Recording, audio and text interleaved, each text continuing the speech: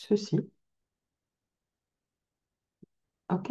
Est-ce que vous avez eu la demande d'accord d'enregistrement? Oui? Bon, donc ça veut dire que c'est bien en cours. Hmm. Alors, on verra bien. OK. Alors, comment allez-vous? Donc, on va essayer quand même de ne pas passer 3 heures sur le sujet. Comment ça va?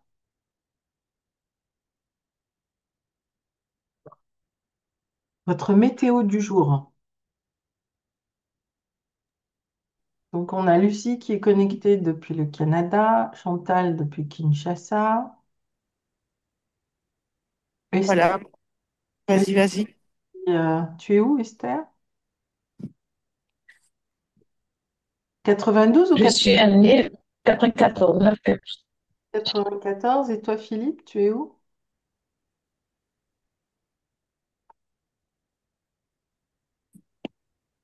Bon, j'ai pas entendu, mais Tu c'est pas enlèves le micro. Tu remettes le micro. c'est Moi, je pas suis dans les Vosges, hein, toujours 10-20 degrés. c'est le paradis. Continue à rester là. Et toi, Lucie, et quelle température? Chantal, tu es d'une grande beauté ce soir. Je sais pas ce que tu as. Ah, merci. Euh, Ça va, la température chez moi, elle est bonne, hein. La ah météo, bah, elle est écoute, bonne. on va tous venir à En Kinshasa. fait, Ah, c'est pas le et moment. il fait pas très chaud. Et c'est une température normale. C'est la saison sèche ici chez nous. Il pleut pas. Ah, d'accord. Donc, nous allons passer 3 mois sans pluie. Ok, super. Oui. Alors, Lucie, Oui, il fait quelle température au Canada? aujourd'hui, je sais pas, j'ai pas regardé. Tu dois faire dans les 27 par là, 28 maximum. Mais moi, je suis sous un arbre, donc j'ai pas cette température. D'accord. Voilà.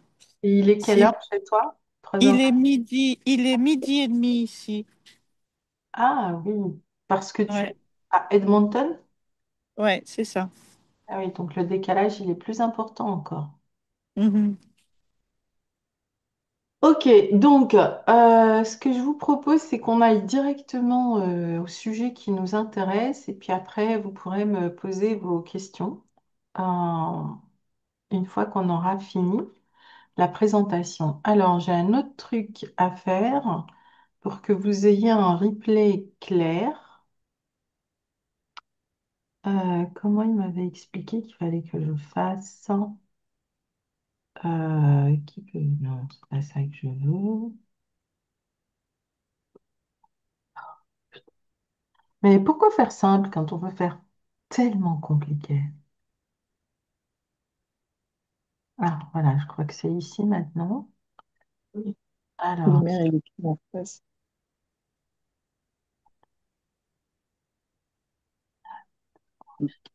J'ai un gros bruit, ça, à l'école.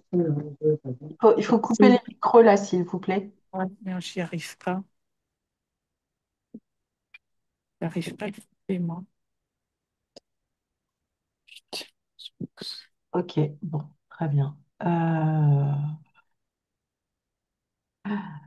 C'est vraiment le bazar.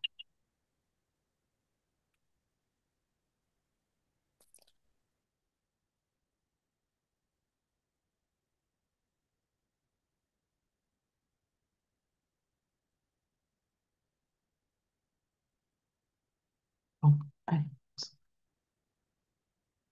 Ok, je vais passer en partage d'écran. Vous voyez là ou pas?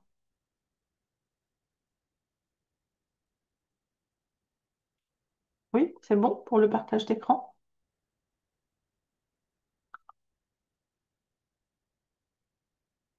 Ok. Alors, ah,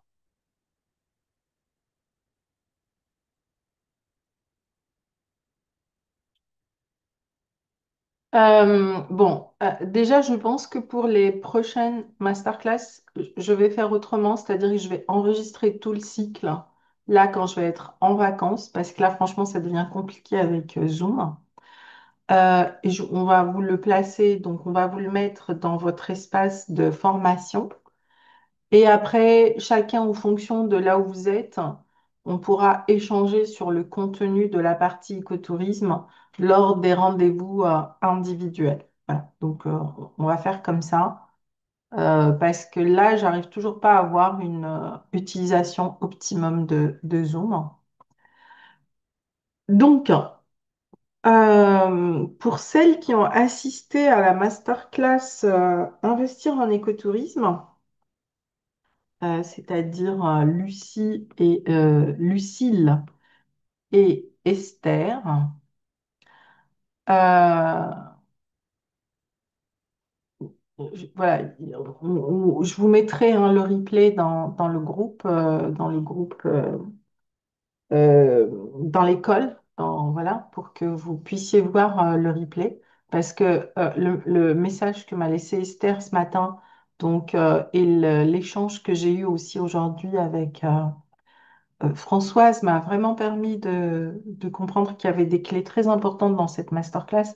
Là, ce soir, je ne vais pas reprendre cette masterclass, mais ce que je veux dire, c'est que vous avez trois choses à comprendre sur l'écotourisme. Euh, et en tout cas, les formes vraiment de ce que j'appelle aujourd'hui le tourisme régénératif. D'accord? Dans le tourisme régénératif, on peut avoir de l'écotourisme, du slow tourisme, du tourisme de pleine nature, du tourisme de bien-être, de l'agrotourisme, de l'agritourisme, de l'agroécotourisme, qui sont autant de variantes de cette forme de tourisme, pas en lien avec les niches de clients, mais en lien avec la diversité des écosystèmes sur lesquels vous allez construire vos offres écotouristiques. Donc, aujourd'hui, ce qui est intéressant dans l'histoire, c'est pas le fait que 82% de personnes aimeraient aujourd'hui voyager éco-responsable, hein. C'est le fait que seulement 17% de personnes savent comment voyager éco-responsable. C'est-à-dire qu'entre 82 et 17, le gap, il est de combien? Le gap, il est de combien entre 82 et 17, les amis?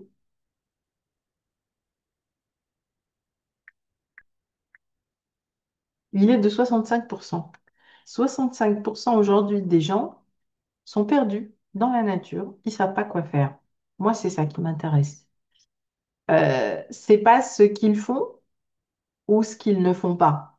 Parce que ceux qui ne le font pas, c'est en dehors de leur imagination. Donc, ils n'imaginent même pas.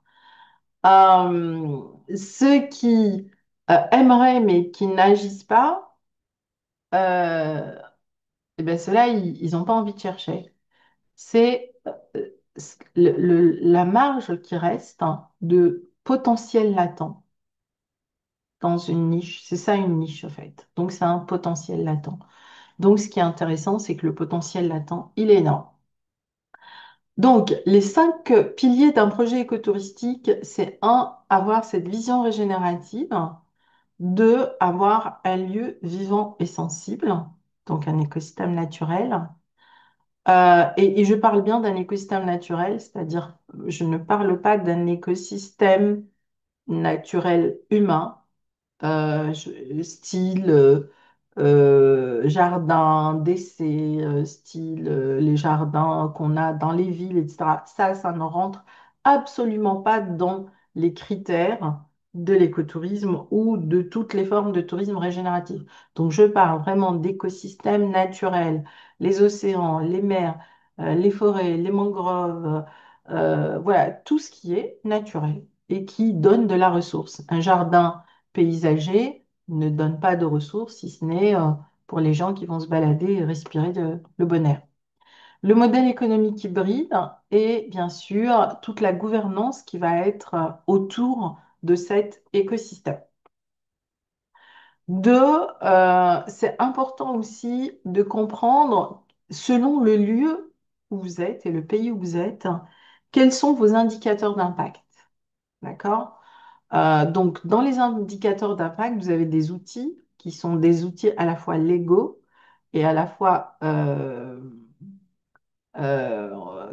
qui définissent des normes, donc de normation, comme la RSE, comme les tonnes de CO2 captivées, comme la gestion environnementale des entreprises, donc la gestion des énergies, voilà, ce genre de choses, à travers les processus de labellisation. Donc, pour les entreprises, c'est la clé verte. Et pour les écosystèmes marins, c'est tout ce qui est de l'ordre du pavillon bleu. Et ensuite, c'est combien d'hectares vous allez régénérer à travers votre projet. Donc là, on est vraiment sur des chiffres assez factuels. Combien, par exemple, dans le cas de Chantal ou de Esther, bah, combien de bénéficiaires, combien de familles vous allez impacter au niveau des populations locales, combien de personnes vont pouvoir vivre de ce projet. Euh, et puis, bien sûr, bah, tout ce qui est autonomie énergétique. Et là, je pense par exemple à la discussion qu'on a eue tout à l'heure avec Lucille autour des impacts de ce que l'ADEME, par exemple, veut réduire aujourd'hui en termes de mobilité douce et autres. Deuxième chose qui est hyper importante si vous lancez dans cette aventure, parce que c'est ça qui est intéressant, c'est pour ça qu'on a fait la masterclass qu'on a fait et surtout aussi, bah, quand même, je vous informe qu'aujourd'hui, au sein de l'école, donc bah, depuis cette semaine, mais ça fait plus d'une année et demie hein, que j'y travaille, donc il y a un nouvel outil qu'on met en place et dans ce cas-là, c'est en partenariat avec Damien, d'accord? Puisque lui, ça va être vraiment le financier. Et c'est vraiment l'outil EcoInvest 5.0 et qui est vraiment toute la partie investissement dans les projets écotouristiques et de tourisme régénératif. Donc, je vous mettrai le replay de cette masterclass parce que c'est important que vous compreniez en quoi ça consiste. Et donc, on a lancé la première masterclass hier et je dois dire que c'est un véritable succès parce qu'on a énormément de rendez-vous alors que on n'a pas eu beaucoup d'inscrits. Quasiment toutes les personnes à qui j'ai adressé la masterclass étaient en vacances. Donc, c'est quand même intéressant. Et donc, c'est une question qui revient constamment et qui implique, j'ai envie de dire, 90% des projets que je vois, c'est la bancabilité d'un projet. Est-ce qu'un projet est bancable ou pas? Et la bancabilité de votre projet n'est pas en lien avec votre business plan, elle n'est pas en lien avec votre étude de marché, elle n'est pas en lien avec votre étude d'impact, elle n'est pas en lien avec votre étude architecturale, etc. La bancabilité de votre projet, elle est en lien avec euh, le diagnostic croisé que vous allez faire sur votre site, les potentiels qui vont vous permettre de créer ce qu'on appelle ces activités génératrices de revenus ou ces activités régénératrices tout court.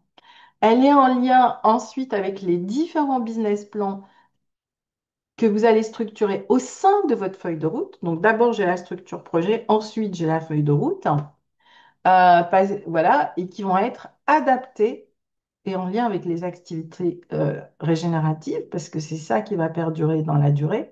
Vos business plans, tous les 3 ans, il faut les refaire. Donc ça ne perdure pas du tout.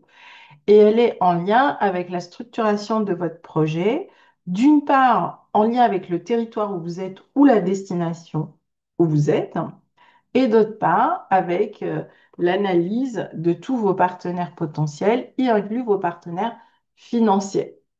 Et c'est comme ça, au fait, qu'on a explosé un projet sur lequel, pendant des années, ils n'arrivaient pas à mobiliser pas même 50 000 balles, parce que tous ceux qui venaient, ils voyaient que la situation qui est là et qui disaient, mais ça y est, c'est foutu, c'est trop tard, on ne peut plus rien, nanani, nanana. Et puis un jour, voilà, je suis arrivée là-dedans et j'ai dit, bah non, non, non, non, on va régénérer les oasis, hein.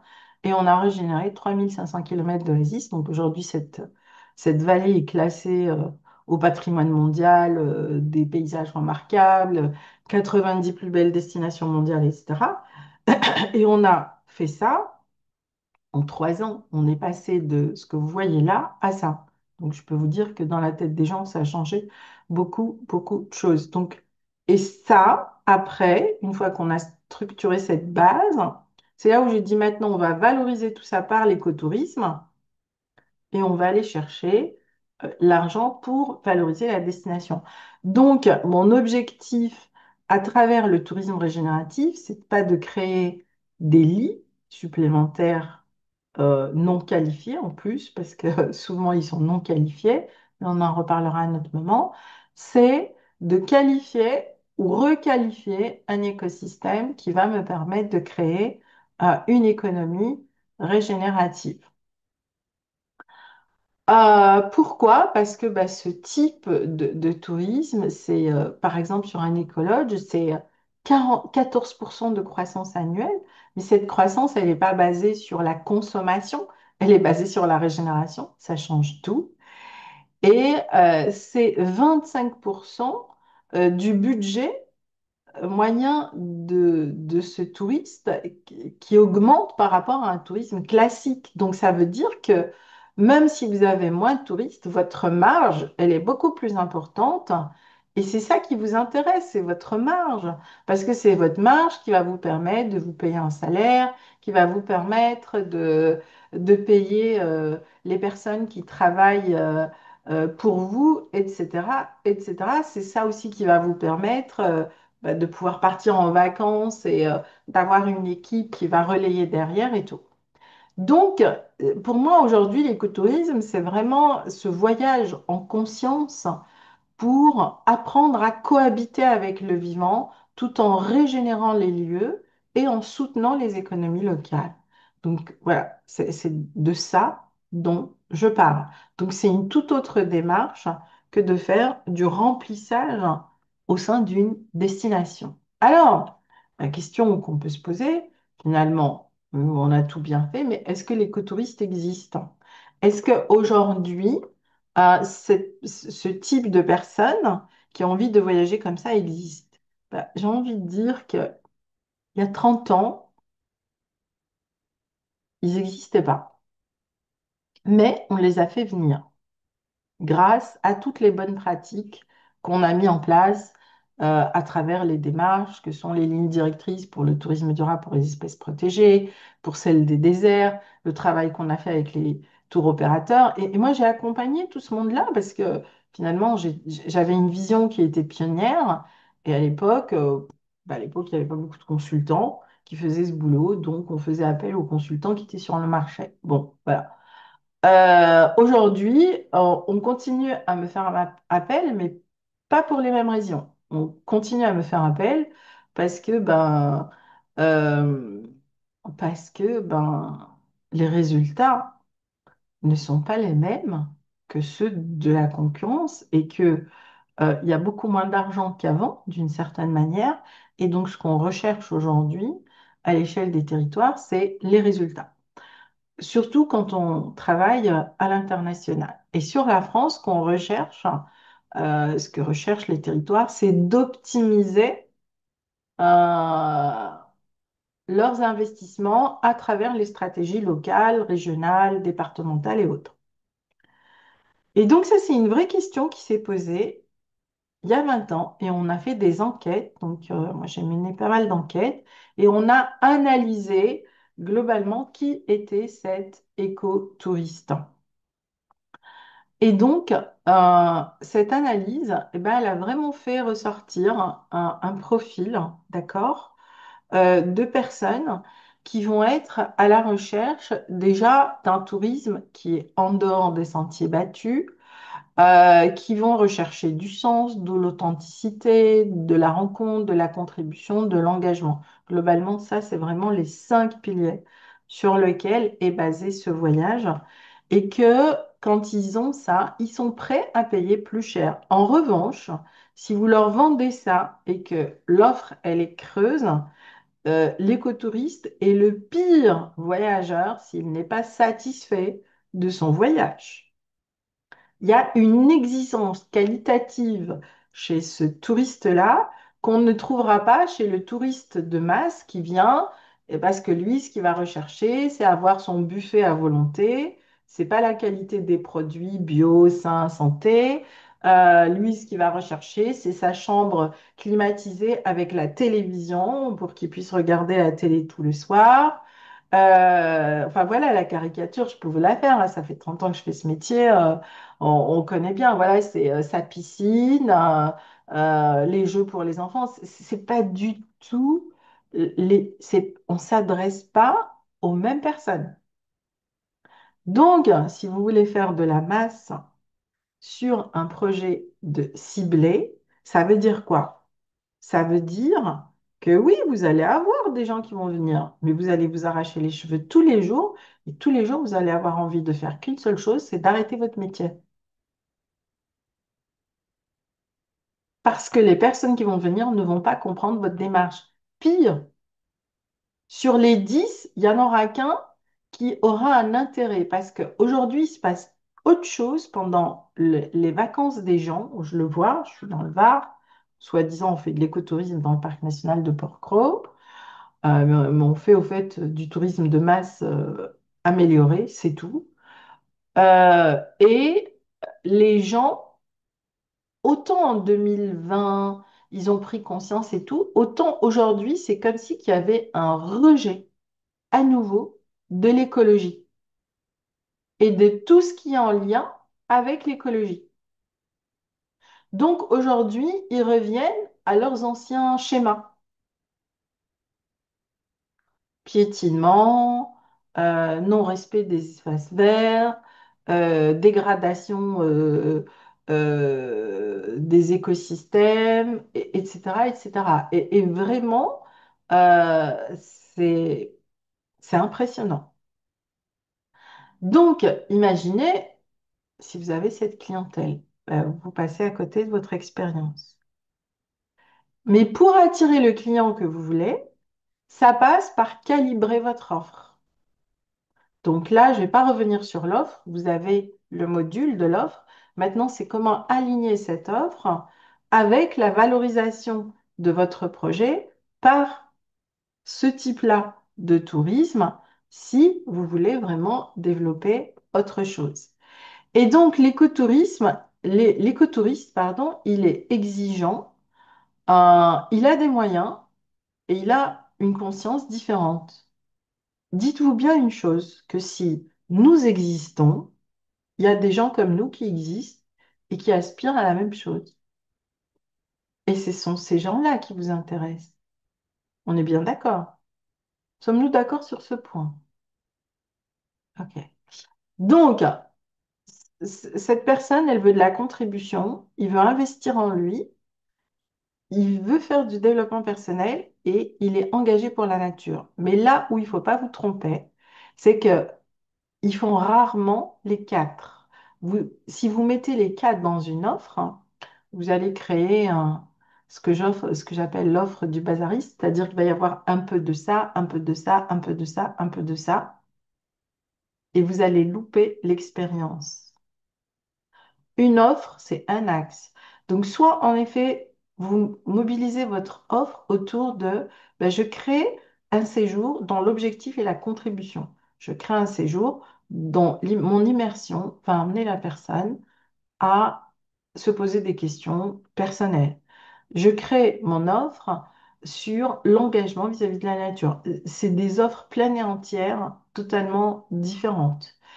Et je crée une offre où mon écotouriste, eh ben, pendant son séjour, ce qu'il veut, c'est investir en lui pour pouvoir passer un cap dans sa vie.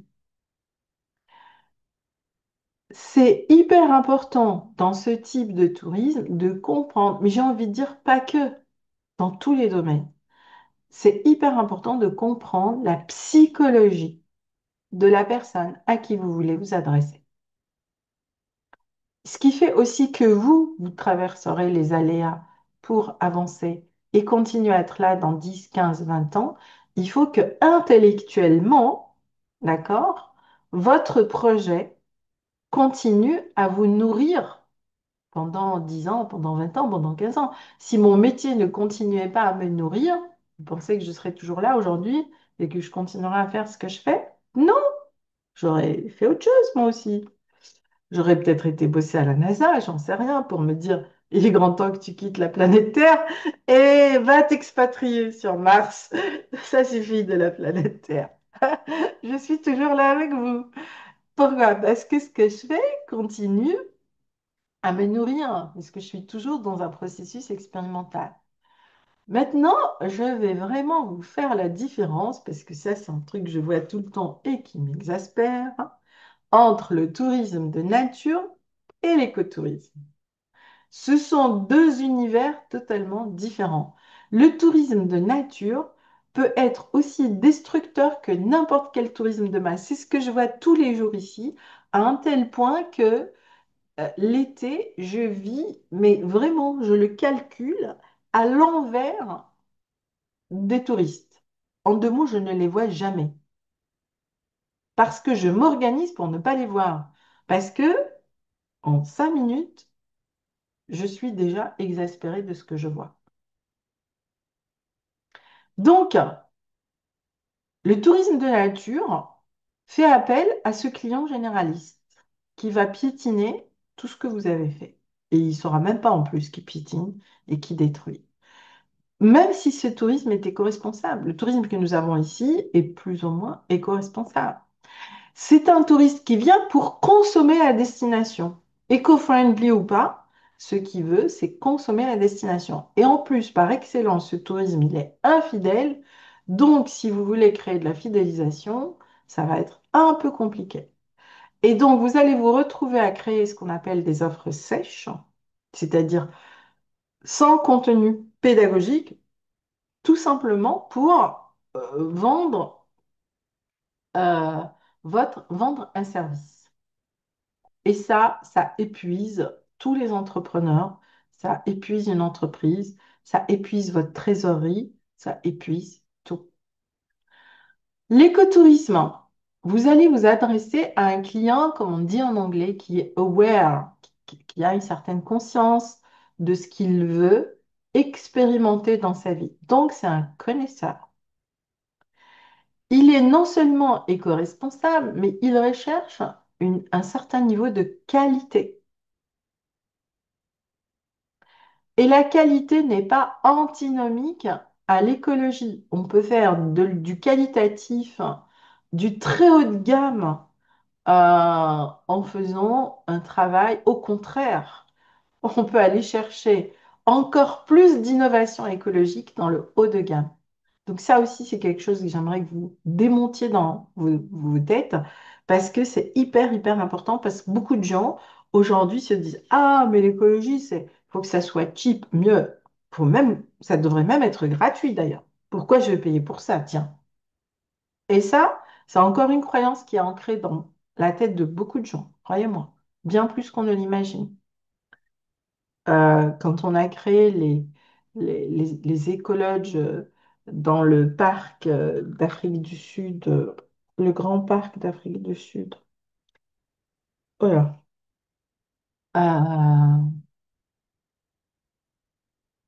Mais si vous le connaissez, le grand parc d'Afrique du Sud, où on va voir des lions, des éléphants. Bon, ça me revient pas, c'est pas grave. On a créé des écologes. Chaque écologe devait nourrir un village entier. Donc, on n'a pas créé des écologes à 250 euros la nuit. On a créé des écologes pour une clientèle. Euh, et à l'époque, ils avaient pas le droit de shooter les animaux, ce qu'ils font aujourd'hui. Euh, ils n'ont pas évolué dans le bon sens pour moi. Kruger, le National Park de Kruger, chaque nuitée dans un écologe pouvait aller chercher jusqu'à 1 500 $ la nuit il y a 20 ans. Et c'était complet. Et puis un jour, ils ont commencé à tirer, à changer. Voilà, ils ont pas formé les gens, il n'y a pas eu de continuité, etc. Et donc, et puis ils ont pas entretenu les lieux, ils ont pas continué à former les populations locales, parce que ce qu'il faut vous dire, c'est que ce travail, c'est un travail en continu. Donc tout ça, ça s'est effrité. Et du coup, eh ben, leurs écologes ne valaient même plus 250 $ la nuit. Donc les gens ne voulaient plus venir. Mais en revanche, ils avaient créé tout un système autour d'un concept très haut de gamme. Et c'est comme ça que, au lieu de continuer à diminuer la pression sur la biodiversité, ils ont augmenté les prix pour pouvoir aller tuer tous les ans des quotas d'éléphants, de lions, etc. Et c'est comme ça qu'on a effondré les populations de lions. Vous savez combien il reste de lions dans le monde? Mais vous le savez ou pas? Mais c'est une catastrophe. On est passé de 100 millions dans cette partie-là à aujourd'hui 20 000 lions en vie. Non mais comment est-ce qu'on a atteint 73% de disparition de la biodiversité? Et ça s'est pas fait tout seul. Tout le monde y a œuvré tous les jours. Aujourd'hui, vous pouvez aller dans ces parcs et tuer un lion pour 200 000 $. Et on va justifier ça en disant, mais oui, parce qu'il faut bien nourrir les populations locales. Excusez-moi, mais là encore, je vais m'énerver. Euh, eh, eh, Bande d'idiots, si vous avez continué le travail qui était là à cette époque-là, on avait arrêté de shooter les animaux. Ce n'est jamais gagné, et encore moins aujourd'hui. Et le pire, c'est qu'il y a des gens qui prennent plaisir à payer 200 000 $ pour aller shooter un éléphant ou un lion et prendre une photo. Non mais excusez-moi, j'ai envie de dire, c'est quelle espèce de connard ça qu'on a à l'échelle de la planète pour faire ce genre de choses? Et après, on vient, on fait des grands séminaires pour parler du réchauffement climatique et pour dire, bah maintenant, il faut régler le problème du carbone. Bah oui, évidemment. Si, si vous aviez laissé la biodiversité faire son travail, on n'en serait pas arrivé là. Et donc, on va taxer les entreprises. Ah, bah on va taxer tous les touristes maintenant, tous ceux qui vont prendre l'avion, ça va leur coûter de plus en plus cher. De moins en moins de services. Mais vous avez vu à quoi ressemble un billet d'avion aujourd'hui? Vous avez zéro service pour du low cost. Mais quand vous regardez le prix du low cost aujourd'hui, c'est le prix d'un billet il y a quelques années en business où vous aviez encore des couverts avec des vrais couteaux, avec des vraies fourchettes. Donc c'était éco-responsable parce qu'il fallait le laver. Soi-disant, aujourd'hui, on va vous servir des trucs avec, dans du carton avec du plastique emballé au plastique et on va vous dire que c'est éco-friendly. Non, mais est-ce que vous les voyez, toutes ces aberrations? Voilà le monde du voyage auquel on se confronte aujourd'hui. Et il est encore très présent. C'est notre véritable paradoxe. Donc, ça veut dire quoi aussi? Ça veut dire que dans cette forme de tourisme, il faut y aller étape par étape. Si vous grillez certaines étapes, vous allez griller aussi le contenu de votre offre et les gens, ils vont rejeter en bloc. Il ne faut pas être moralisateur, il faut rester vraiment sur l'aspect ludique, récréatif. Qu'est-ce que ça vous apporte? C'est ça ce que j'appelle une offre évolutive. Et donc, l'offre écotouristique par excellence est une offre comportementale. Comprendre la psychologie des gens qui viennent chez vous et comment vous allez les accompagner pour faire évoluer ça. Que ce soit s'ils viennent pour de l'agroécologie, de l'agroforesterie, des ateliers d'art en lien avec la forêt, etc., etc. Donc c'est vraiment important. Exactement comme on comprend l'écosystème, il faut comprendre l'écologie de la personne qui vient. Donc, cette offre comportementale, elle est basée sur 5 piliers. Le premier, c'est identifier votre vision, ce que vous avez tous fait. dans le cadre du premier cycle. Le deuxième, c'est votre offre unique, d'accord? Ce qu'on appelle aussi votre ESP, ce que vous avez aussi dans la formation. Maintenant, il faut l'adapter, entre autres, si c'est votre objectif, à une niche écologique qui pourrait être dédiée à un tourisme différent. Vous pouvez l'appeler comme vous voulez.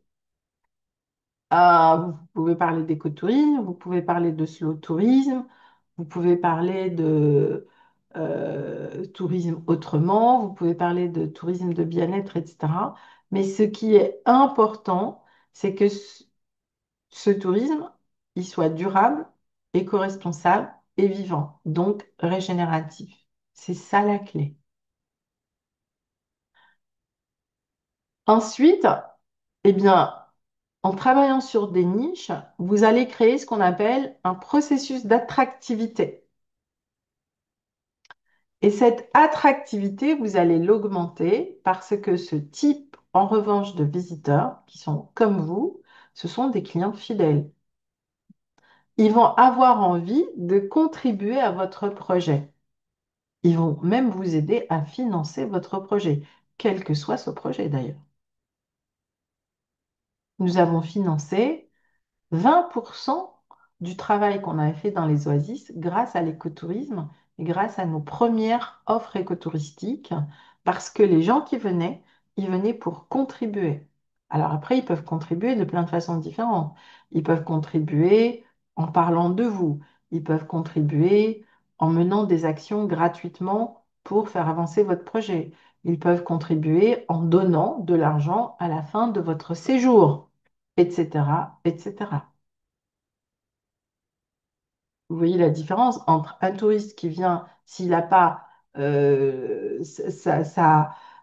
sais pas moi, son gel douche dans sa salle de bain, il est prêt à faire un bazar pas possible. On passe à quelqu'un qui va avoir envie de contribuer à une aventure.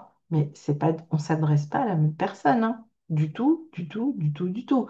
Mais ce qu'il faut comprendre, c'est que c'est vous, en calibrant votre offre, qui allez le dénicher, c'est pas l'inverse.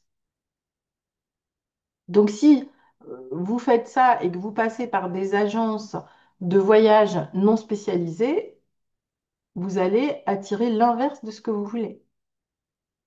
C'est tout un cycle. Et donc, la fidélisation de votre clientèle va vous permettre d'asseoir un cycle vertueux de votre projet. Voilà pourquoi il faut bien choisir vos thèmes. Alors, je ne sais pas si on a cette partie-là dans l'offre. Je ne pense pas, parce que ça c'est très en lien avec l'écotourisme. Donc, les thèmes, ils sont en lien avec la valeur du lieu que vous allez choisir.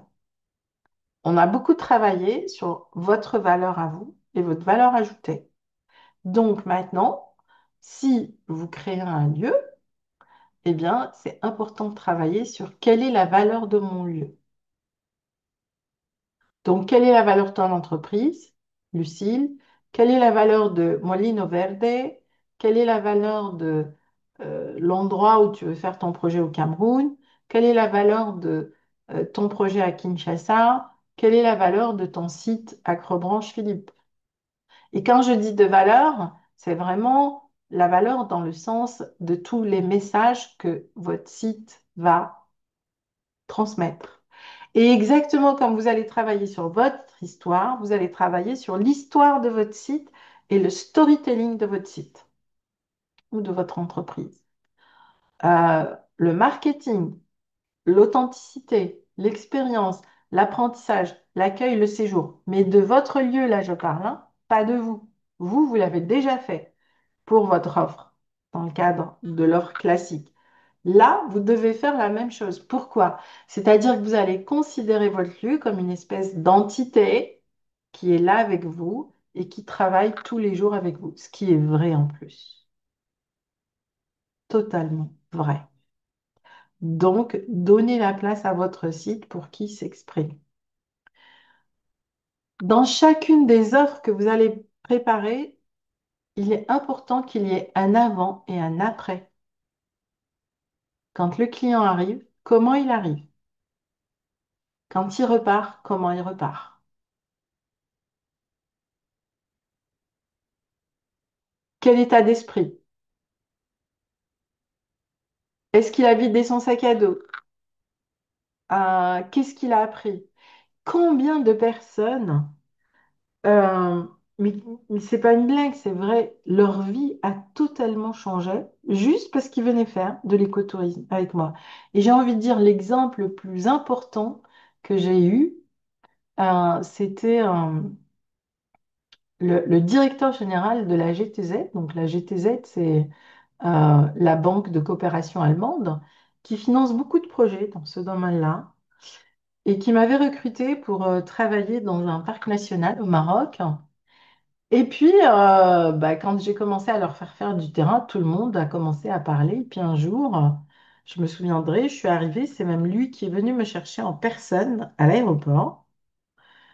Et je me suis dit, oh mince, hein, et si le big boss est là, c'est qu'il y a il y a un gros problème. Sinon, il ne serait pas venu. Et donc, il me dit, alors, Frau Benmeschri, comment allez-vous? Ben, je lui dis, bien, moi, je vais bien. Bon, il me dit, on va boire des bières, il faut que je vous parle. Alors, je dis, bah, vous savez très bien que je ne bois jamais de bière. Ben, c'est pas grave, vous prendrez une limonade ou un thé à la menthe. Je dis, très bien. Je me suis dit, merde, qu'est-ce qui se passe? Il me dit, écoutez, voilà, on a fait un petit audit de votre travail entre les deux missions. Et il me dit, je dois admettre que on ne comprend pas comment vous êtes arrivé à ce résultat. Je lui dis en apprenant aux gens à travailler avec la nature. Et ben, il me dit, moi, c'est ça qui m'intéresse. Voilà pourquoi, à partir de maintenant, c'est moi qui viens avec vous en mission. Et là, je me suis dit, est-ce que j'ai encore affaire à un Allemand très rigide qui va, comme en plus c'est le directeur qui va me bouffer la vie, et donc je vais détester cette mission. Mais bon, c'était le directeur, c'était le gestionnaire du projet, c'était le financeur du projet, c'était le bailleur de fonds. Donc je me suis dit, ok, allons-y. Alors à la fin, il me dit, est-ce que vous êtes d'accord? Je lui dis, est-ce que j'ai le choix? Il me dit, non, pas vraiment. Bon, ben, je dis, alors allons-y. Je lui dis, en revanche, on va se mettre d'accord sur un truc. Dans votre bureau, c'est vous le chef. Sur le terrain, c'est moi le chef. Est-ce qu'on peut se mettre d'accord sur cette règle? Si on se met d'accord sur cette règle, je suis ravie d'avoir un bailleur de fonds avec moi en mission, parce que je vais enfin vous expliquer toutes les erreurs que vous faites pour financer les mauvais projets. Et là, il éclate de rire. Il me dit, ah, je sens que je vais rigoler. D'accord. Dans le bureau, c'est moi le chef. Sur le terrain, c'est vous le chef. Voilà. Donc, avant, après. Et au fait, on est parti en mission et ce monsieur est venu avec moi pendant une année. On est devenus de vrais amis. Et à la fin de cette année, il m'a invité chez lui, donc, et puis j'avais rencontré l'ambassadeur, etc. Voilà, bon, bref, ils étaient tous très contents. Euh, et ils m'ont dit, on a d'autres projets sur lesquels on va vous faire appel, ce qui a été vrai. Et donc, Monsieur Finger me dit, bah, vous savez, Madame Benméchri, grâce au travail que j'ai fait avec vous, je vais enfin oser réaliser mon projet. Parce que mon vrai projet à moi, ce qui m'éclate dans la vie, c'est pas de faire ce que je fais là. J'ai pas envie d'être un banquier, même si j'adore tout ce qu'on a fait. Mais moi, mon projet, c'est de vivre en Tongue toute l'année en Thaïlande avec ma famille. Et je vais aller créer ma maison d'hôte et mon projet écotouristique en Thaïlande. Et un an après, il m'a envoyé une photo où il était en Tongue, dans sa maison d'hôte en Thaïlande. Et j'ai été leur rendre visite 3 ans après, voilà, ils m'ont invité, voilà, pour me montrer. Et ça, c'était vraiment le cas extrême. J'aurais jamais pensé que je pouvais changer l'esprit de ce bonhomme qui était à un certain niveau, de son gouvernement, Ça a été important pour lui, ça a été important pour moi, parce que ce jour-là, j'ai compris que je pouvais taper très haut dans mon processus de transformation. Et à partir de là, j'ai même exigé que le commanditaire et le bailleur de fonds fassent partie intégrante de l'équipe que je devais former. C'est un critère. Avant, après. Ça vous sert à ça les avant, après. C'est pas juste pour montrer la photo sur Internet, j'ai fait ça. Parce que je vais vous dire encore une chose. Les gens, quand vous leur montrez, ils ne vous croient pas. Et vous savez pourquoi ils ne vous croient pas? Parce que c'est en dehors de leur réalité. C'est ce qu'ils aspirent, mais ils n'y sont pas. C'est en dehors de leur réalité. C'est pour ça qu'on part en vacances. On part en vacances pour rêver l'espace d'un séjour. Et puis après, on revient à sa vie et on s'emmerde le reste de l'année. Les avant-après sont des game changers pour vous. J'ai testé ça, j'ai eu tel résultat. Ah, ok, donc ça veut dire que je vais pouvoir passer au niveau supérieur dans mon expérience. C'est la seule véritable chose qui change en vous et qui vous permet de euh, faire évoluer votre offre. Vous voyez, on a beaucoup de travers hein, dans ce marketing à deux balles qu'on essaye de nous vendre. Ah, montrer l'expérience parce que les gens... Combien de personnes ont écouté vos expériences et vos témoignages? Ben, je ne sais pas, moi je me dis, quand j'entends des expériences comme celle de Lucie, qui est juste, ben, tout le monde devrait acheter cet accompagnement. D'ailleurs, c'est ce qu'a dit une fois Esther. Il y a plein de gens qui devraient acheter, et pourtant ils ne le font pas, parce que c'est en dehors de leur réalité. Donc le avant-après, il vous sert d'abord à vous pour calibrer votre offre et pour en faire cette offre évolutive. Ce qui est important dans ce type d'offre, c'est de tenir compte de, quel que soit l'écosystème où vous êtes, il y a une biodiversité. Quelle est la biodiversité avec laquelle vous êtes en lien et comment l'offre que vous allez proposer va permettre de préserver cette biodiversité. Deux, comment vous allez créer un espace de rencontre authentique où c'est voilà, où on est sur le même niveau, c'est-à-dire que même si dans cette rencontre, bien sûr, il y a un côté monétisé, ce qui est totalement OK, mais la question, c'est qu'est-ce qu'on va réellement échanger autour de cette rencontre? Quelle est la valeur de l'expérience du voyage? Ça, c'est vraiment hyper, hyper, hyper important. Et c'est l'expérience qui est 80% de l'authenticité et de la réussite de votre voyage. Donc ça, c'est moi et Monsieur Badbayar.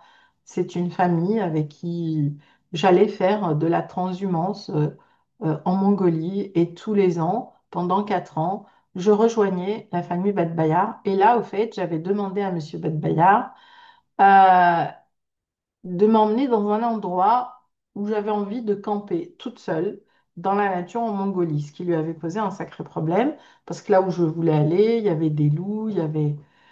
Et donc, on a passé 2 jours pour trouver ce lieu idéal, et c'est pour ça qu'on avait un cheval qui portait toutes nos affaires et tout. Et finalement, il était pas tranquille et il m'a dit, le premier soir, je vais quand même rester avec toi parce que, voilà, il était assez inquiet et tout. Et puis finalement, quand il a vu comment je me débrouillais, le lendemain matin, il est parti avant même que je me réveille. Il est venu me chercher 2 jours après. Et voilà, et moi, j'étais ravie, j'étais super. C'était une expérience extraordinaire. Bref. Euh, l'apprentissage, il se fait par l'expérience. Je sais, nous sommes dans une société aujourd'hui où on avale tous les jours des tonnes d'informations sur Google, ChatGPT, le web, le machin, le bidule, le patin, le couffin, ça en est même une overdose. C'est ce qui est en train de rendre les gens malades. Le véritable apprentissage, il se fait par l'expérience. Et l'expérience, elle se fait là. C'est ce que je dis. Moi, j'adore. Ah, moi, je fais de la méditation. Ok, d'accord. Mais enfin, mon cerveau, il turbine tout le temps. Fais-le taire 5 minutes. Tu peux pas. C'est pour ça que j'adore l'eau froide. Mais quand tu dois plonger dans une eau à 10 degrés, ah, ça rigole plus. Tu le fais ou tu le fais pas? N'est-ce pas, Lucie? Lucie, maintenant, elle adore ça, à un tel point que elle a choisi un endroit où l'eau froide, elle passe sous chez elle, sous sa maison. Elle peut plonger. Elle sort de son lit, elle plonge dans la rivière. Donc, et pour amener ce niveau d'expérience, il faut accepter que ce que vous proposez ne soit pas parfait. J'ai même envie de dire, ça en fait partie. Il faut que ce soit alchimique. C'est ça. Oser l'insolite. Ça, c'est quelqu'un que j'ai accompagné l'année dernière euh, dans l'Oasis où j'ai été travailler. Voilà, c'est l'exception qui confirme la règle partout, comme toujours. Un monsieur, un jeune qui a voyagé à travers le monde, Samy, et qui est revenu à Tibimoun, qui a amené ce van. Et donc, en première étape, on a transformé le van avec un concept d'itinérance, avec tout ce qu'il a ramené de ses voyages. Et donc ça lui a permis, au fait, de lancer une première offre. Et en plus, donc voilà, le paradoxe, c'était ça. C'est déjà le van dans le désert et dans les oasis. Un van avec une bibliothèque voilà, où il partage ses lectures des plus grands philosophes, parce qu'il aime la philosophie. Et il aimait la cuisine italienne. Et donc, cette pizza-là, c'est moi qui l'ai mangée. Je crois que je retournerai là juste pour revivre cet instant au milieu du désert où on a préparé la pizza. On l'a fait cuire, hein. On l'a mangée, elle sortait du four, hein. Elle n'était pas prête. Où on a préparé cette pizza au milieu de nulle part et on a mangé cette pizza. Et voilà. Et donc, lui, il te fait de la cuisine italienne sur place. euh, en regardant le plus grand erg du désert subsaharien qui est sur Timimoun. C'est juste exceptionnel. Donc voilà, donc il a pu, grâce à ça, financer son projet de fond qui était celui de créer une Smart Oasis basée sur tout un concept de construction en écodôme, en architecture de terre. Et donc c'est l'autre projet après sur lequel on a travaillé. Et grâce à ce projet, aujourd'hui, il a été reconnu comme un lauréat. On en a fait un véritable modèle. Donc, vous voyez, c'est aussi une étape qui vous amène après l'autre. Le problème de beaucoup de gens chez nous, parce que nous, on a tellement tout sécurisé, que on est tellement plus axé sur le résultat final qu'on ne veut pas voir les étapes intermédiaires. Et vous savez où est l'argent? L'argent, il n'est pas dans le résultat final. L'argent, il est dans les étapes intermédiaires. Et ça, c'est valable partout. Donc, revenez à la pyramide de richesse que vous avez dans la formation. Enfin, peut-être que vous n'en êtes pas encore là, mais vous allez arriver à ça, à cette partie-là, et où je vous explique comment stabiliser un socle, puis un autre, puis un autre, puis un autre. Le choix de l'hébergement. L'hébergement, la qualité de l'hébergement, c'est le socle de votre offre écotouristique.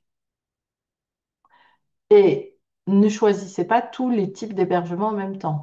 Si vous voulez axer sur euh, un hébergement insolite, faites que de l'insolite. Si c'est juste un écologe, faites que un écologe. Si c'est un hôtel, faites que un hôtel. Ne faites pas tout en même temps. J'ai le camping là-bas, j'ai les cahutes là-bas, j'ai les huttes là-bas, j'ai le machin. Mais c'est quoi? C'est le bazar, ça? Ben oui, c'est l'histoire du bazariste.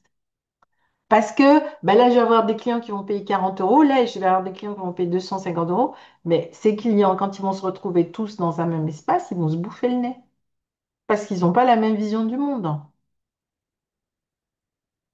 Donc, tous les produits, tous les projets qui ont été reconnus comme destination d'excellence, je ne sais pas si vous imaginez, mais sur des pays entiers ou sur des territoires entiers ou sur une destination interne, donc je parle de plusieurs milliers de kilomètres, on a choisi un produit, un thème, un axe, une filière. Mais on les a tellement décortiqués que c'était juste inimaginable.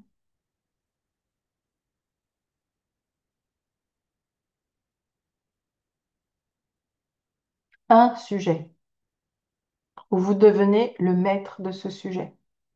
Vous devenez incontournable. Après, le reste, c'est des services. C'est cette offre évolutive. Donc, c'est un type d'hébergement. Ce n'est pas plusieurs types d'hébergement, sinon vous coulez votre projet.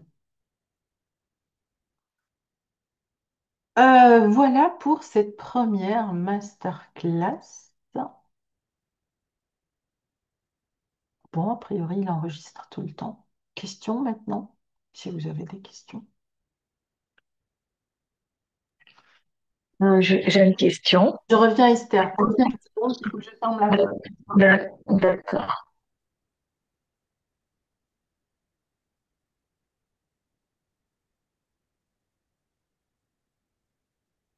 Ouais, c'est pas mal ça.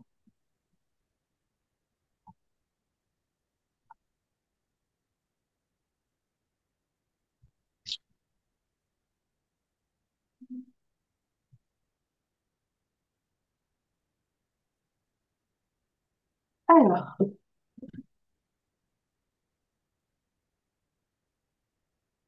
j'écoute Esther. Oui.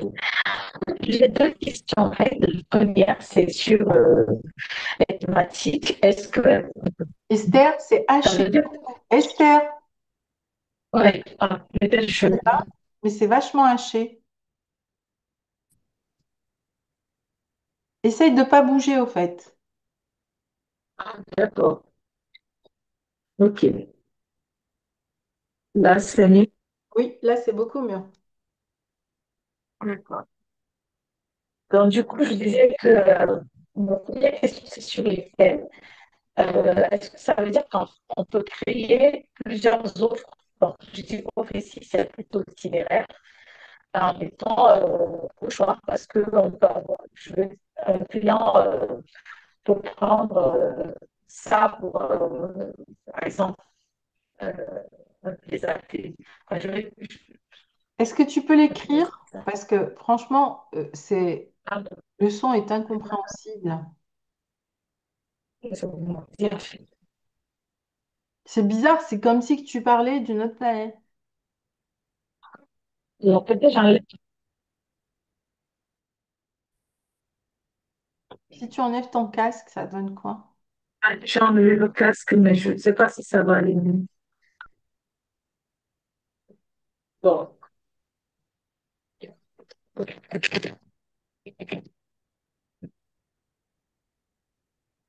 Ok, en attendant qu'Esther écrive sa réponse, est-ce qu'il y a d'autres questions?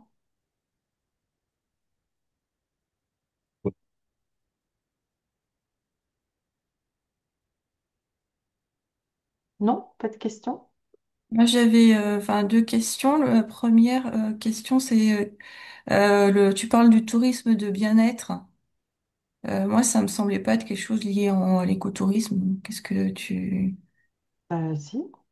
Ouais, c'est Faire des un, séjours bien-être, des... absolument des séjours bien-être, des séjours détox. Rappelle-toi, dans le parcours de l'écotouriste, il y avait aussi développement personnel. D'accord. Donc, séjour détox. Après, encore une fois, c'est sûr que si tu fais un séjour détox comme celui qu'on vend dans les spas en ville, Ouais. c'est pas de Moi, c'est l'écotourisme. ça. T'as un spa et t'as des massages. Pour moi, c'est pas de l'écotourisme. Voilà, donc c'est un séjour en lien avec l'état d'esprit de l'écotourisme. Et là, il y a plein, plein, plein de choses à faire. Alors, Ouais. j'essaye de lire. Et il y avait aussi autre chose sur par rapport à l'écotouriste. Est-ce que tu peux nous montrer la diapo? Euh, ok, attends. Les 5 piliers de l'écotouriste, c'est ça que tu veux voir? Oui.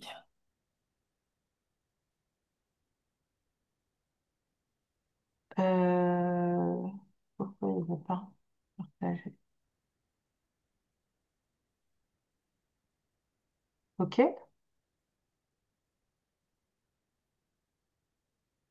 C'est la diapo d'après.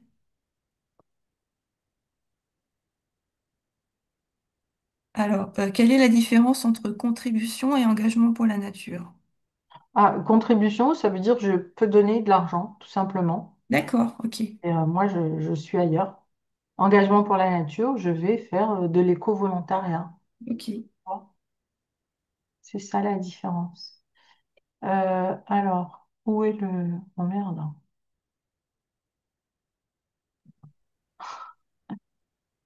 Ah bah alors là, le chat. Ah, il est là. Il est là, le chat. Alors, donc, c'est ça ta question, Esther? Pour les thèmes, est-ce que cela signifie que chaque voyage doit avoir son thème? Oui. Et donc, on peut avoir plusieurs thèmes. Oui. En lien avec les sujets que tu veux travailler. Et la deuxième question, c'est sur le type d'hébergement. Est-ce qu'on peut en avoir deux ou trois, grand max, en fonction du territoire de la destination? Alors, si tu es sur une même destination avec un même concept, c'est un seul hébergement. Maintenant, si tu as trois lieux et qui sont espacés, c'est-à-dire qui ne sont pas dans le même endroit et qui ne proposent pas la même expérience, bah, je sais pas, moi, tu peux avoir une chambre d'hôte, un écologe et un hôtel au naturel, oui, mais pas dans le même lieu, dans trois lieux différents, mais ça peut être sur une même destination. Dans le nord de la destination, on va faire de l'hôtellerie. Dans le sud, on va faire des écologes. Et dans le centre, on va faire un camping haut de gamme. Mais ils ne sont pas dans le même lieu. Et ce qu'il ne faut pas faire, c'est de mettre ces trois hébergements dans un même lieu. Et si je vous le dis, c'est parce qu'il y a beaucoup de gens qui font ça. En se disant, là, je vais avoir tel client, là, je vais avoir tel client, là, je vais avoir tel client. Puis après, ils se retrouvent. Euh, ok, sur le type d'hébergement, donc je pense que j'ai répondu à ça. Ok, ça marche. Ok. Oui, moi j'aimerais quand même, hein.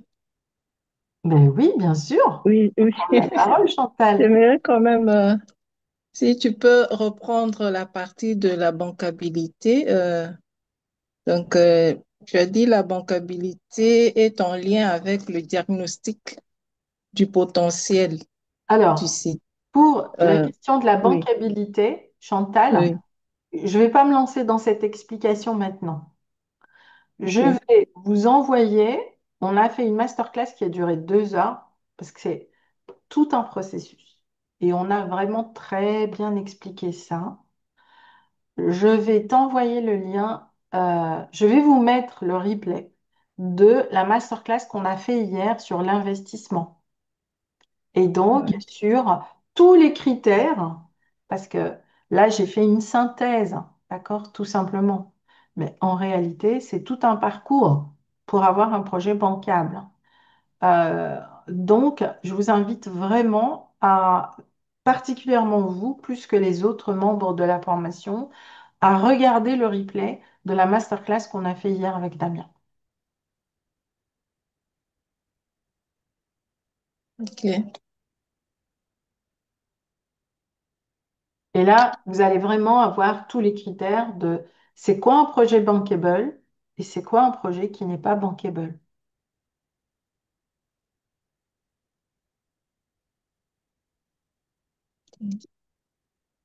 Mais voilà, tu t'assois, tu respires, tu prends 1 heure et demie ou ouais, presque 2 heures et, et tu suis la masterclass et là, tu vas comprendre c'est quoi tout ce qu'il faut faire pour avoir un vrai projet bancal.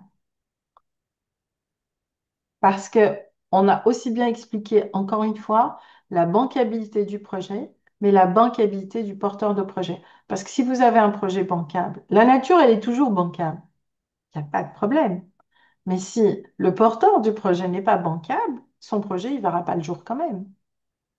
Et si le porteur du projet est bancable, mais que la structure de son projet, c'est-à-dire qu'il n'en a pas, ne l'est pas, c'est moins grave. Parce que là, on peut retravailler sur la structure projet et faire en sorte qu'il devienne bancable.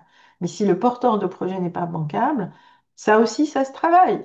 C'est juste que, voilà, les deux sont importants. Et le porteur et le projet doivent être bankable. Et ça, c'est vraiment ce qu'on a expliqué hier dans la masterclass euh, sur pourquoi et comment investir en écotourisme aujourd'hui.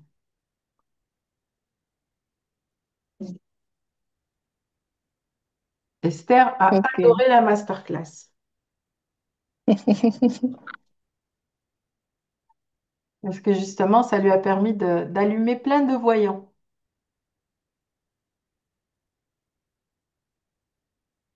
Donc voilà, c'est pas que je veux pas t'expliquer, c'est que si je dois te donner une vraie réponse, ça va prendre du temps et on a déjà fait le travail hier avec tous les éléments. Très bien. Est-ce que tu as Merci. une autre question, Chantal, en lien avec Euh, les touristes ou en lien avec... voilà. Par rapport à en fait, l'offre sur l'axe, donc tu as dit il faut créer l'offre en se basant sur un seul axe. Oui. Mais on peut aussi avoir plusieurs filières. Est-ce que c'est ça, les filières, c'est ça l'axe ou Non, bien c'est non. différent? Toi, par exemple, ton axe, c'est l'agroforesterie. C'est ça Oui, ton axe. On est bien d'accord. Tout va tourner autour de ta forêt. oui, Dans ok. l'agroforesterie, déjà, on a l'agritourisme et l'agrotourisme. Est-ce que quelqu'un peut me dire la différence entre l'agritourisme et l'agrotourisme? Non, elle est énorme. L'agritourisme, c'est le tourisme agricole basé sur les normes agri-environnementales qui sont codifiées par l'Union européenne. D'accord? L'agrotourisme, c'est le tourisme qui est basé sur les principes de l'agroécologie. Ah, c'est pas du tout pareil, hein? Ok? Voilà. Donc demain, dans l'agrotourisme en lien avec la forêt, donc déjà toi, tu vas parler d'agrotourisme, puisque ça va être en lien essentiellement avec ton écosystème forestier et avec toutes les composantes de ton écosystème forestier. Dans ce processus d'agrotourisme, tu vas choisir des axes. Par exemple, tu vas choisir les plantes médicinales et aromatiques. C'est un axe. Là, tu as plein de filières régénératives et d'activités génératrices de revenus dans lesquelles tu vas pouvoir impliquer les populations locales et particulièrement les communautés de femmes dans les villages. Tu vas avoir toute la filière, par exemple, en lien avec l'arboriculture de transition. Donc là, en l'occurrence, si je me souviens, tu voulais faire du cacao ou du café. Enfin, je ne me souviens pas, c'était le cacao, Chantal, que tu voulais faire. Oui, cacao. Voilà. Donc là, tu vas instaurer tout un travail autour du cacao. OK? Et donc là aussi, bah, tu vas développer toute une filière autour de ça. Et au fait, ces deux filières, tu vas les amener petit à petit jusqu'à créer ce qu'on appelle des produits du terroir spécifiques avec tout le processus de transformation de ces produits du terroir. Donc ça, c'est la finalité d'une AGR. Et c'est les produits du terroir que tu vas vendre qui vont enrichir ton projet, t'enrichir et enrichir les populations qui vont travailler avec toi. Et tu peux aller jusque très loin, on l'explique, je le dis dans la masterclass que je vais vous partager. Demain, ces produits, tu peux en faire une marque de ta destination, et puis tu peux décliner cette marque jusqu'à la godasse que les gens vont acheter quand ils vont venir faire la randonnée chez toi. Et c'est là où tu vas gagner de l'argent. C'est pas en ponctionnant la nature que l'on gagne de l'argent. Il faut qu'on arrête avec ça. Sinon, un jour, on n'aura plus de nature. Et la seule chose qui va disparaître de cette planète, et ce qui me fera pas pleurer d'ailleurs, c'est notre humanité. Parce que la planète, elle était là, elle est là depuis des millions d'années. elle sera toujours là sous une autre forme, mais elle sera toujours là. Peut-être que ben, quand on disparaîtra, les dinosaures reviendront, ils seront bien contents. Mais aujourd'hui, c'est la folie de notre humanité qu'il faut qu'on arrête. Où on croit qu'on va pouvoir, grâce à notre technologie, euh, tout remplacer. Et j'attends de voir. Est-ce que là, vous m'entendez mieux? Ah, beaucoup mieux. Bon, j'ai fermé plein de fenêtres, peut-être c'était Ah, ça. ouais, il devait y avoir. Je veux te dire que ça peut être intéressant, Chantal, qu'on se parle à un moment parce que justement, le projet que nous menons, enfin, plus deux de nos projets autour, qu'on a commencé d'ailleurs depuis 2 ans, et que je n'avais pas réalisé qu'en fait, c'est ce que je disais à Sabrina aujourd'hui. Grâce à ma rencontre avec Sabrina, j'ai compris qu'en fait, j'étais au cœur de mon projet depuis. Nous, en créant l'agence de voyage pour vendre les voyages, c'était pour nous une façon d'ajouter des activités génératrices de revenus et de créer des ponts, parce que ça, on aime ça beaucoup, créer des ponts entre là-bas et ici, tout en restant éco-responsable. Mais en fait, on a, au cœur de ce projet, fait pas mal d'activités. Même on a mobilisé les communautés autour de l'agroécologie pour ne pas utiliser les pesticides. On avait des ateliers mensuels. Et nous aussi, dans le projet, on va créer un jardin botanique pour faire une filière de plantes médicinales avec des arbres et tout. On est en train de répertorier les plantes qu'on va mettre dedans. Et également une filière sur le cacao, en tout cas sur l'un des villages sur le cacao, sur l'autre sur le plantain. Toute une filière. Et justement, autour, plein d'activités avec les écotouristes, des ateliers, et tout, sans compter tout le reste, c'est-à-dire les bancs de forêt et tout le reste. Donc, je pense qu'on peut très bien, toi et moi, faire des synergies, en tout cas, au moins réfléchir ensemble. Je t'apporte aussi tout ce que moi j'ai pu apprendre, malheureusement, à la dure, parce que je ne connaissais pas, tout au long de ce trajet. Et comme on est sur le même truc, on se confronte un peu les idées. Ben, en tout cas, moi, j'ai envie de dire quand même, j'avais envie de le dire ce soir, que ma rencontre avec ça, c'est juste incroyable, en fait. C'est-à-dire que c'est comme si je revisitais tout ce que j'ai toujours connu, là, avec d'autres lunettes. Et aujourd'hui, j'ai travaillé aujourd'hui, mais et là, la créativité, elle est immense. J'ai vraiment ce qu'elle explique là, j'ai vu ce projet en disant avec la marque, créer un label, parce que moi j'ai vraiment envie de créer un label consommant camerounais, et même des produits, les cheveux africains avec nos produits.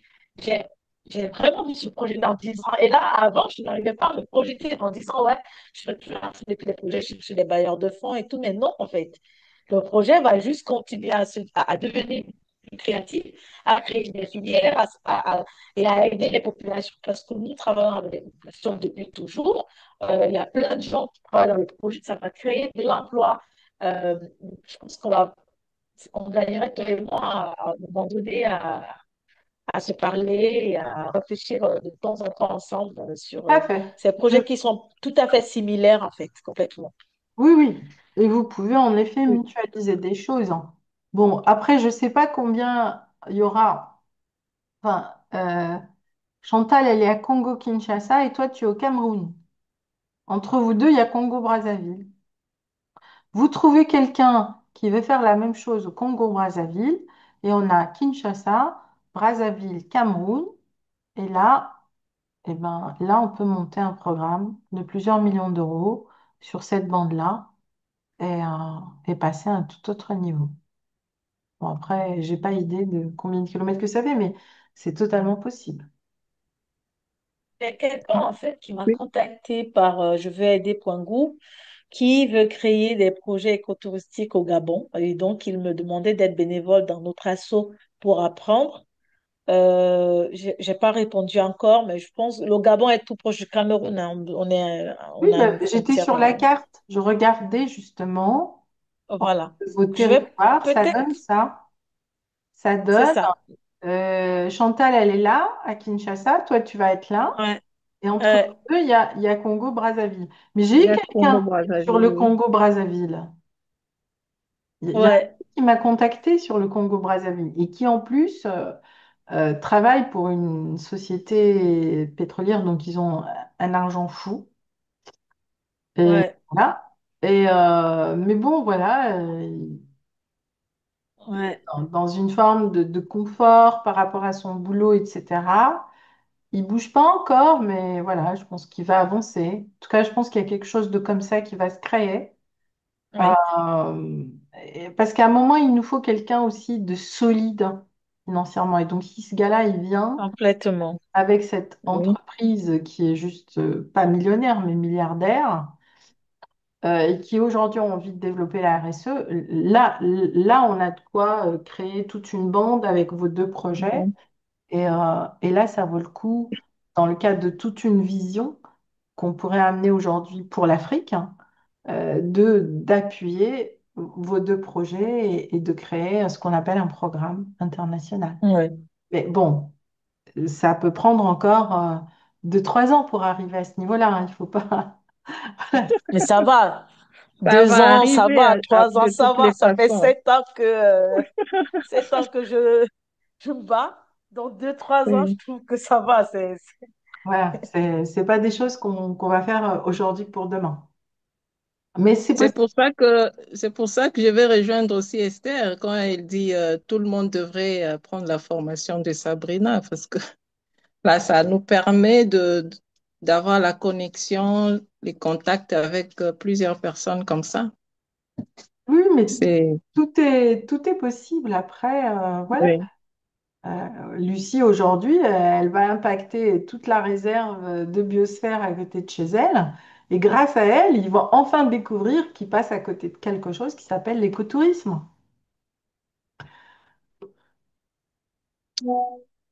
Merci Esther pour ta proposition et merci Ça va, Sabrina. ça. Oui. Merci. Euh, Philippe, tu veux partir, c'est ça?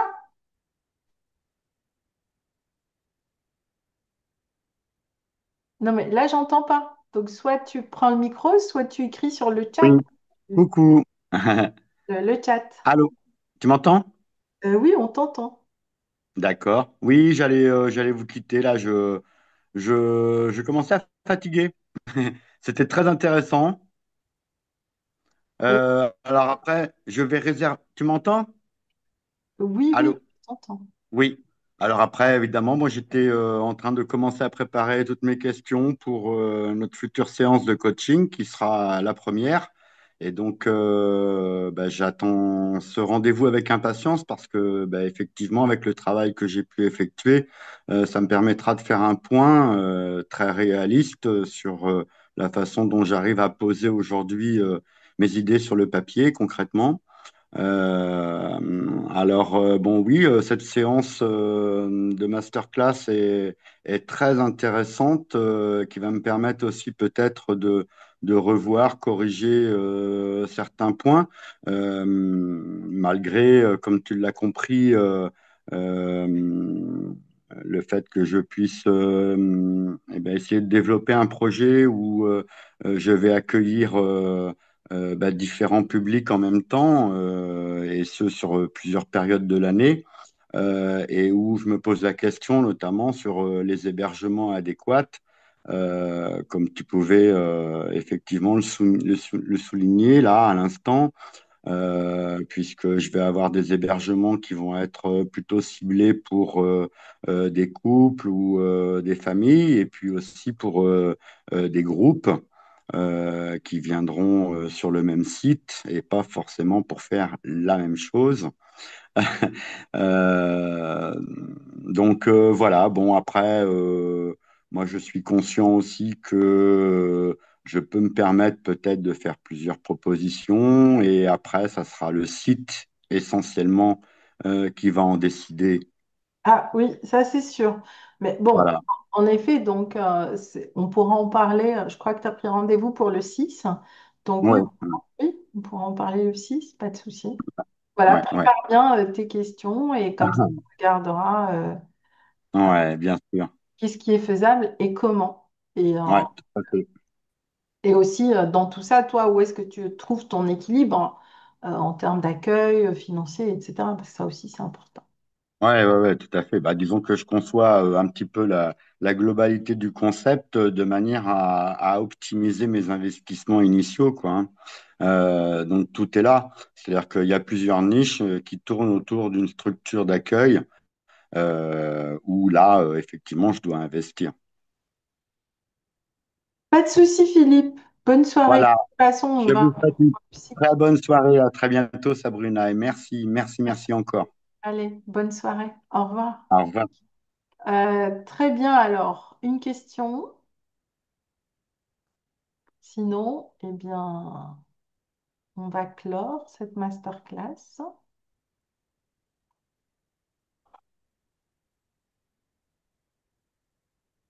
Pas de questions? Bah, Lucie, active ton micro alors. J'entends pas, j'entends rien. Il faut que tu actives ton micro. Ton micro, il n'est pas activé, Lucie.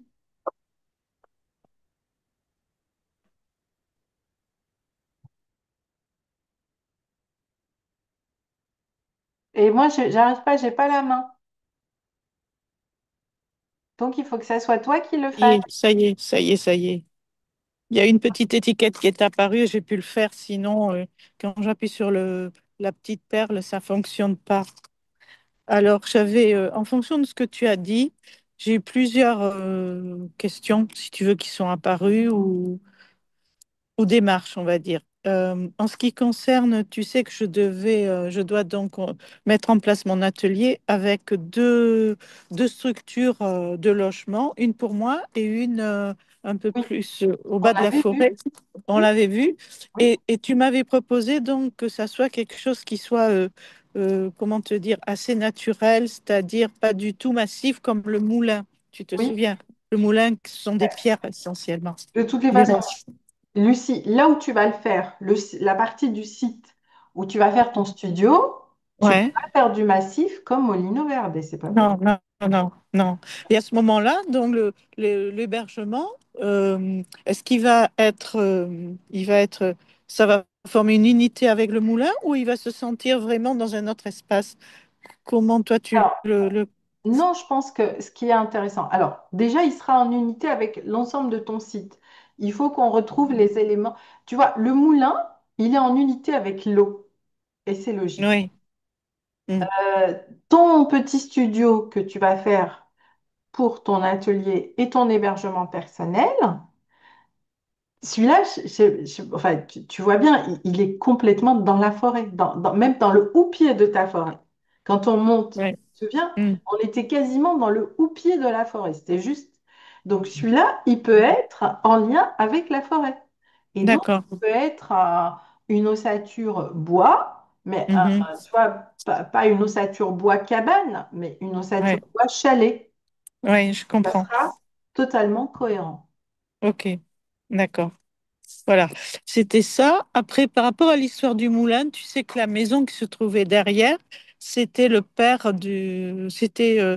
comment te dire, le père de ce propriétaire qui a construit le moulin. Donc Oui, ça lui a appartenu. Et je pense que je vais l'inviter pour qu'il me raconte l'histoire du moulin.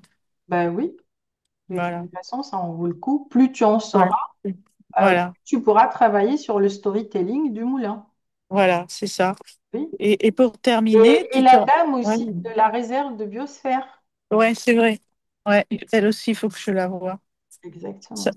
Ouais, c'est vrai qu'elle, elle va me parler comment la biosphère vit actuellement, ce qu'ils font actuellement et ce qu'il est possible qu'est-ce qu'elle imagine pour plus tard ou ce qu'il est possible de mettre en place en corrélation avec toutes les personnes qui habitent cette biosphère, je suppose. Absolument. Et en corrélation avec la route des moulins, puisque toi, tu es Voilà. 14e moulin de la route des moulins. Ici, je me souviens bien, il y en avait 28. Il y en avait 19, ouais. 19. Bon, ben voilà. OK. Ouais, ouais. Tu vois, il y a tout Donc, ça à intégrer. c'est ça. Et voir quels sont les moulins qui sont encore, où il y a des personnes qui vivent et ceux qui sont vides, parce qu'il doit y en avoir qui sont laissés à l'abandon, ou qui ont plus de vie actuelle, je suppose. Oui, oui, je pense, oui. Mm. Oui, parce qu'elle était tellement contente de te voir parce que ton moulin était vivant que je pense qu'il y en a plein qui sont abandonnés, oui. Ouais, Et eux, ouais, aujourd'hui, ce qu'ils veulent, c'est faire revivre cette route des moulins. c'est ça, ouais. Donc là, on peut trouver des idées, trouver Et je d'autres. pense qu'il faut les aider à comprendre qu'il faut qu'ils construisent, parce que comme ils sont dans une réserve de biosphère, il faut vraiment qu'ils construisent. Là, en revanche, il faut vraiment faire un projet écotouristique dans le summum de l'expérience écotouristique, parce qu'on est dans une réserve de biosphère, c'est quand même le niveau supérieur de toutes les formes de réserve naturelle. D'accord? Donc, il Mhm. y a des critères très stricts dans une réserve de biosphère. D'accord. Faire vraiment de l'écotourisme. Et si on arrive à injecter ça, Ouais, ben moi, je viendrai pour créer tout le projet écotouristique autour de la route des Moulins. ben c'est parfait. J'irai les voir à mon retour. Voilà, c'est ta mission à ton retour du Canada. Merci. Au revoir. Merci, Lucie. Une dernière question, Esther? Mais j'avais, quelle serait la durée moyenne d'un voyage? Qu'est-ce que tu conseillerais? Quoi? Mais il faut La vraiment que tu durée fasses moyenne quelque d'un chose avec voyage. ton son. Ah, la durée moyenne du voyage écotouristique, Oui. minimum. Un vrai voyage écotouristique, c'est le minimum, c'est 10 jours. Tu peux aller jusqu'à 3 semaines. Ouais. Quand on a créé la route du Mejroul, c'est 3 semaines. Les méharés qu'on a créés, enfin, les séjours que j'ai créés pour la Mongolie, c'était 3 semaines. Et ça se vend très bien. Mais il faut que le contenu, il tienne la route et qu'il soit riche, tu vois. Après, c'est un peu normal. Quand les gens ils font 10 heures de vol pour aller dans un endroit, ils vont pas rester 5 jours, c'est pas possible. Proportionnellement au temps passé à voyager. Donc il faut qu'il reste au moins 10 jours. Bien, mesdames, si vous n'avez pas d'autres questions, donc on va clore cette masterclass. Alors, je pense que ce que je vais faire, c'est que quand je serai en vacances, là, à partir du 8, je vais créer tous les cours, d'accord? Je vais vous les mettre dans l'espace écotourisme. Donc, on va ouvrir l'espace écotourisme où vous aurez les 3 modules qui vous font faire tout le parcours écotouristique. Et ce que je vous propose, c'est vraiment de recroiser donc l'apprentissage de l'écotourisme avec celui du travail que vous faites dans la formation classique, d'accord? On vous mettra aussi le e-book qu'on a fini il y a 2 jours, mais je ne l'ai pas encore bien relu.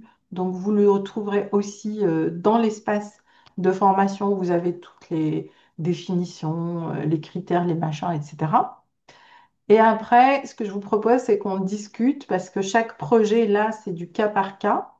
Lors de vos rendez-vous individuels, qu'on discute sur, voilà, sur comment vous allez appliquer l'écotourisme, que ce soit pour le projet de Lucie, ou toi Estelle, ou toi Chantal, ou voilà, parce que vos projets, vous avez vraiment tout à gagner à faire ça.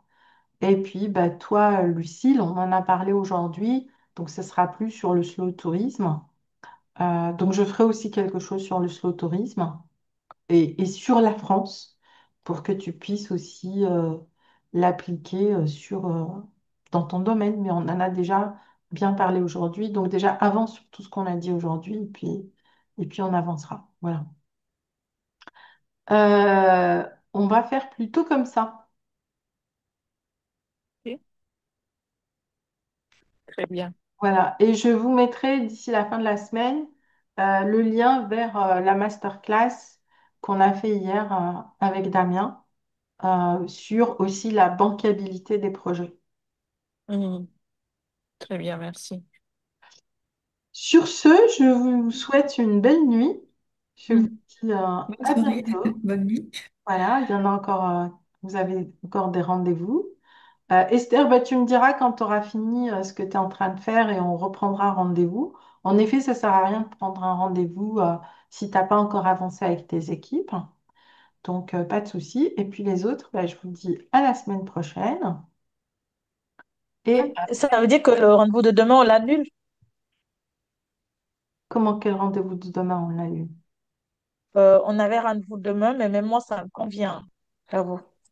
Bah, je pense qu'entre la masterclass d'hier et toutes les questions que tu m'as posées Ouais, aujourd'hui, attends d'avancer encore un peu. Je crois que tu as eu toutes tes réponses. Donc oui, je pense que mm, tu peux annuler ton rendez-vous demain. Voilà. ça Juste, tu marche. reviens sur le lien et tu l'annules. Et tu prendras le rendez-vous quand tu seras voilà, Oui, hein, ça marche, parfait. Mm. ouais. Ouais. Eh ben c'est parfait. Bonne soirée, Merci. madame. À bientôt. Au revoir. Au Merci. revoir. Au revoir.